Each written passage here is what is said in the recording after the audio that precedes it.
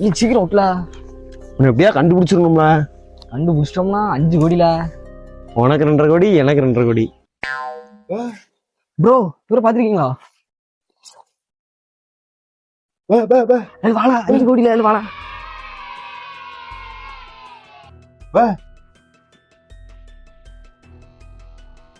Bro இங்க பார்த்தா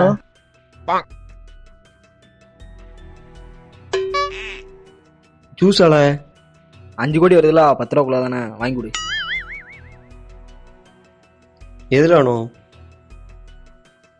இந்தா.